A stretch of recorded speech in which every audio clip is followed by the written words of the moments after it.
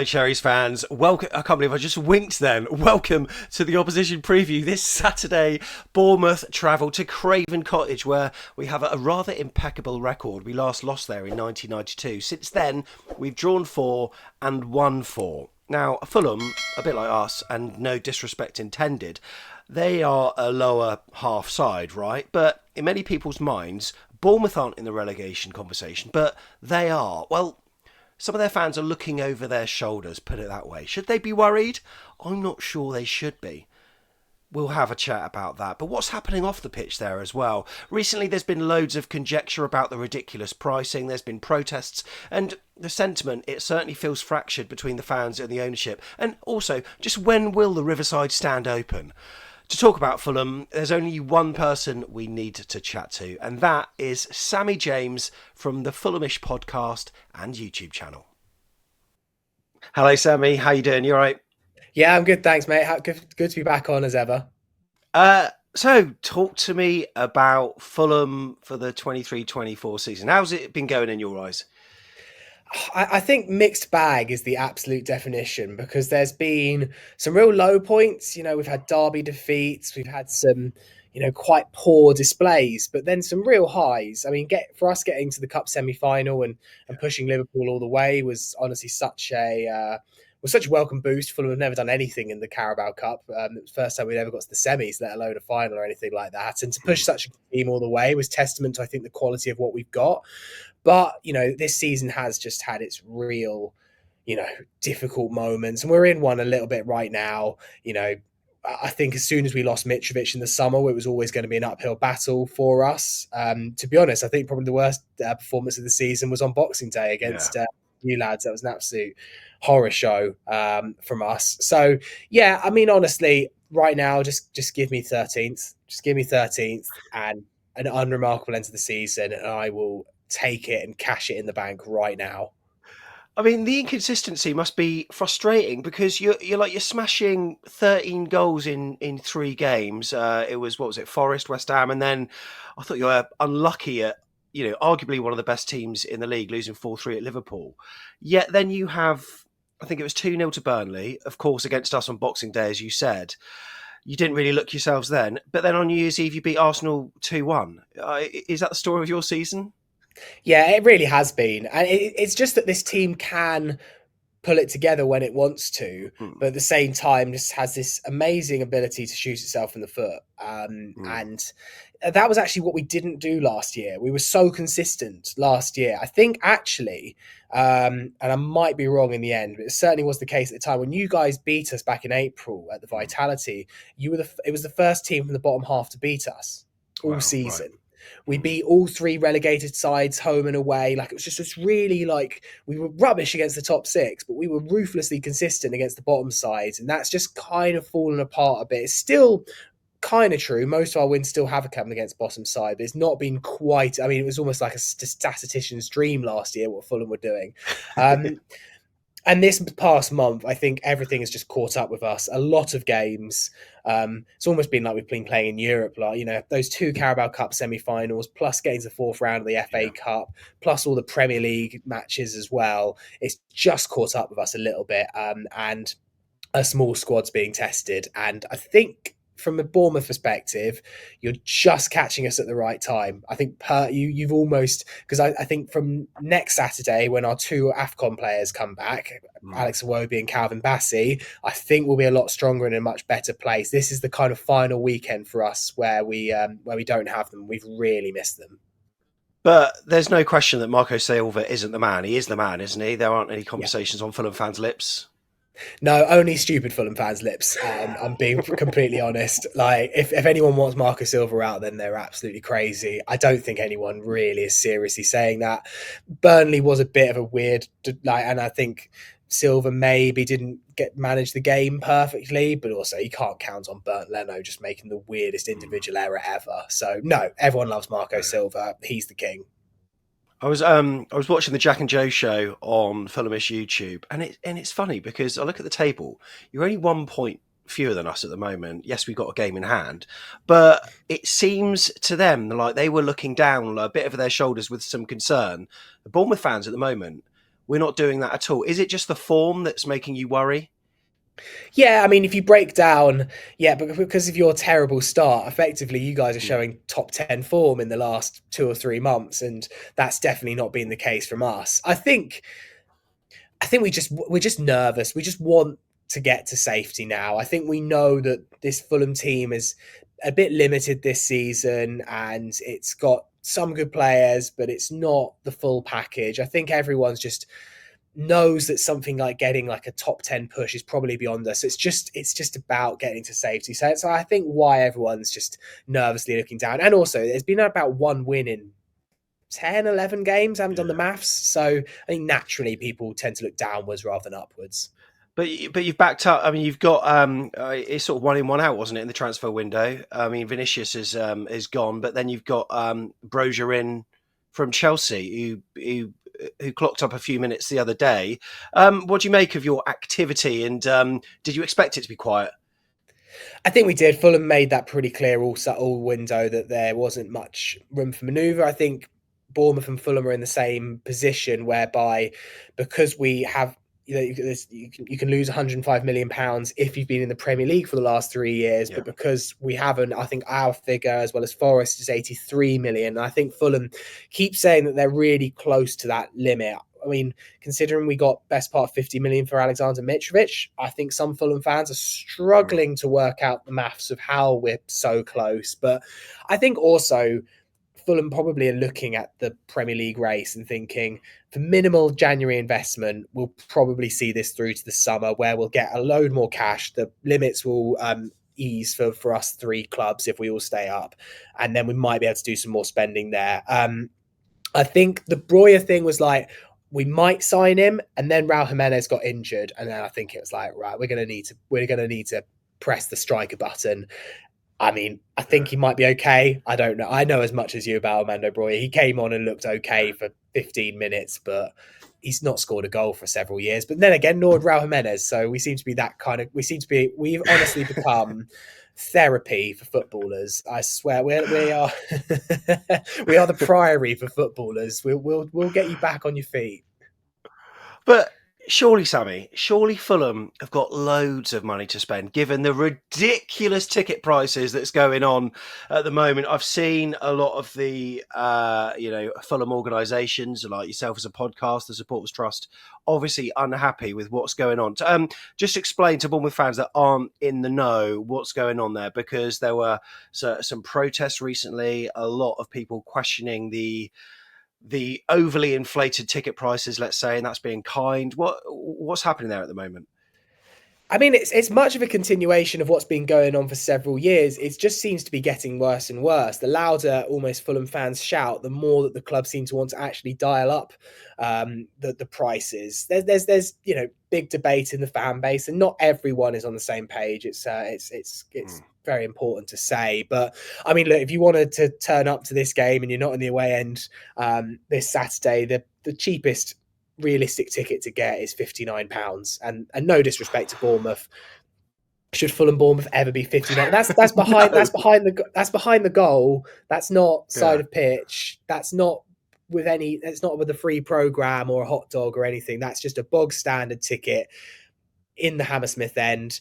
I mean, the £100 tickets are in force in the Riverside as per usual. To be honest, none of us massively care what the Riverside costs. We know that it's a posh Mm. stand. We're kind of fine with it. I think all of us are just like, families have been priced out of going to Fulham. People can't get a season ticket for whatever reason. It's not because they're not loyal fans. It's because they might have kids, or they might live far away, or they might just not be in a financial position to commit to a season ticket. And those fans are just like, I can't go to home matches anymore. So many just Mm. choose to go to aways now. I think obviously the situation when it kind of came to the boil was a couple of weeks ago in the Newcastle game at home, where it was a cup Yeah. game. and the cheapest ticket was £40. Side of pitch was £50, and obviously that's not included in our season tickets. So Yeah. if you wanted to go to that, and also the added context that it was 3 days after the Carabao Cup semi-final, where we'd also just shelled out £40 as an extra as a season ticket holder, and then for a not really that important game, it was the fourth round of the FA Cup. It was Newcastle, and it was on ITV. It's just Yeah. incredible misreading of the room constantly by Fulham, but they're not backing down. They're No. just not. They see it as like, well, we're in an affluent part of London. We'll sell these tickets anyway to passers-by in London that want to go to a Premier League football match, and we don't really care who takes the seats. But then they seem to care when it is a cup semi-final and they want the fans to bring the noise and make the ground loud and make it a fortress. You can't have both. You just can't have both. And I know I'm interested to hear from your point of view, because I know that like when Fulham fans did the first protest in November, I think Bournemouth was one of the clubs that got in touch the most with the supporters trust. I think about like, let's take a peek at what Fulham are doing. I don't exactly know what the situation is at Bournemouth, but I know this is something that some Cherries fans have looked at. Yeah, with us at the moment, we've obviously had our American takeover, and they have inflated the prices. We're paying more than we ever before for a shirt. The ticketing prices have gone up as well, but you can put that into context by the fact that we didn't have any rises in the previous 10 years. But what they are doing is having certain seats in stands made hospitality only seats, where you can get an all-inclusive package. So what we're finding, there's a lot less seats for the usual match-going fans unless you're prepared to pay out the money. So it's a fast track for people that haven't got many loyalty points to be able to get on the ladder by paying a lot of money. But at the moment, when we're winning, it doesn't matter. When we're in good form, when we weren't in such good form, there are a lot of people, kicking off about it. But their whole gauge is trying to work out the hospitality expectations for when we have a new stadium. Like what kind of take up would we have? That's their smokescreen that they're using by having all these seats as hospitality. Whereas really, I don't think that's the case. I just think they're trying to earn a pretty penny whilst they can. But there's a lot of debate to be had there with that. And in terms of your Riverside stand, is it even fully open yet? Nope. You'll see that on Saturday. It's the same as it has been now for a couple of seasons. There are some fans in there, but it's there's a big chunk in the middle missing. The club have even said they might struggle to get it ready for next season, which people have now worked out it was quicker to rebuild Wembley Stadium than it was to rebuild the Riverside stand at Fulham.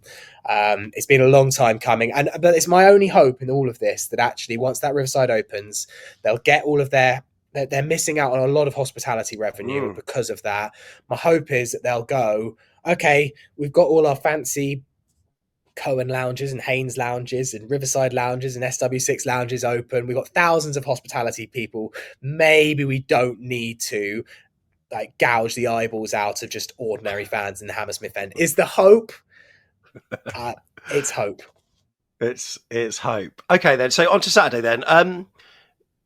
Would you say it's must win? Is it must win?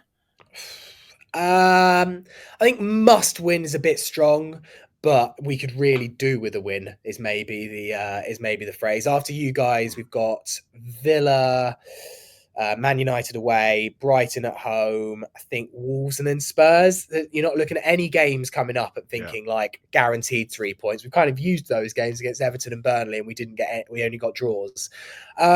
I think I'm looking at it thinking Bournemouth aren't in the best shape, best form, Billing suspended. I think there's an opportunity to get 3 points here, and it would just be really welcome. But if it was a draw as well, which actually if I'm going to make a prediction, I think a draw, I think we'll be fine. Just keep the points ticking over. Stay out of that Luton, Everton, Forest mess, and just keep our heads above water. And draws and not losing games is what's going to get Fulham there. We still haven't got some of our key players back, so no, I wouldn't say it's must win. But oh my word, it would be so nice. Yeah, but you do seem to drop. I mean, I don't know what the stats are, but from winning positions, Fulham must be up there this season in terms of dropping points, because it feels like, I mean, the Burnley one was the epitome of that, of course, being 2-0 up and then, drawing the game 2-2. But I think like you, I mean, I think Fulham will be absolutely fine, because I think Blades and Burnley are done. And then, of course, there's there's the uncertainty of the other two clubs, Forest and Everton. We don't know what's happening there. Luton, for all the the pluck and courage that they've got, I just don't know. I think they'll be in the mix.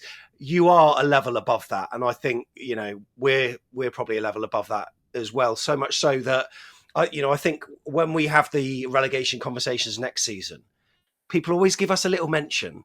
But I think they'll be looking at the three teams that are coming up as per usual. But you must realise that you're a cut above those teams down there. Yeah, and you look at what Fulham have achieved this season, and look, I thought Leicester were a cut above last year. But Leicester were poor all year, Yes. and we're in the relegation back zone all year, and we've been not really anywhere near it all season as well. So we've won games 5-0. We got to a Carabao Cup semi-final. We have won big games. We beat Arsenal and stuff. All signs that point to we should be fine. We've also got good players to come back in. And there is some squad depth there once everyone's fit. So yes, I'm also in the camp of I think Fulham are fine, and barring, I guess, come back to me. Well, if we lose like 4 out of the next 5, then I will start to get seriously concerned. But I think if we can just pick up wins here and there, yeah, I think we're absolutely grand. And back to your point on Bournemouth being always in the conversation, I think that pundits can't help themselves when they see a ground of 10,000. I'm convinced that sometimes people just and similar for Fulham. I know we've got a slightly bigger ground, a slightly bigger fan base, but not we're in the same league of that kind of ilk. And I honestly just think that some pundits go like that 10,000 ground, they've got to be in the mix. You're not looking at the players or the manager or the form or the setup of the club. Just like, no, I haven't got many fans, have they? That seems like a logical reason to relegate them. Standard, yeah, we're certainly used to that. Yeah, I think I'm probably on board with it being a draw this weekend. I mean, I'd like to see us win, of course, but with as you say, with Bassi and Iwobi out, I think Jimenez, Diop, Traore, Wilson still. So in many ways, we've not got a better chance. And with the form like it is, I think there's a chance we could scrape it. But I think I would be satisfied with a draw. Can I just say something? We've gone through a whole 15 minutes, and we've not mentioned Scott Parker whatsoever. What's going on? We've all moved on. We've all moved on. We all learned our mistakes. We learned it a little bit quicker than you guys, but we all moved on from that part of our lives, and I think we're all the better for it. I mean, his two clubs are fine now. That's what we definitely can say. I mean, one thing I wanted to ask is: are Bournemouth fans aware of your unbelievable run against us, as we are aware of our terrible run against you? Yeah, last time we lost at Craven Cottage, I think, was 1992. Since then, it's been 4 draws and 4 wins. It is a very good win, but it always feels like the games are so close. I mean, yes, I know that we had a few really good results at Craven Cottage in the Premier League, 3-0, and then obviously in the Championship 5-1. But recently, and this is like Boxing Day aside, because that was not Fulham. That just did. I don't know what happened, but you just weren't yourselves. But they're usually quite tight games and usually draws, and usually Dom Solanke will score. So hoping the same again, but hopefully 3 points for us. But yeah, it's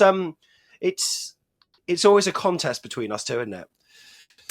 Yeah, and there was a bit of a, would never have called it a rivalry between Bournemouth and Fulham. There was just a bit of needle, wasn't there? And I think because it wasn't just the fact that we were fighting for promotion together, it was also the Parker thing. And also 100%. There was the kind of Solanke Mitrovic narrative of like everything Solanke did, Mitrovic did slightly better. But look, I think ultimately Dom Solanke has proved what he always could do, that he is a top level striker. And, people compared him to Mitrovic.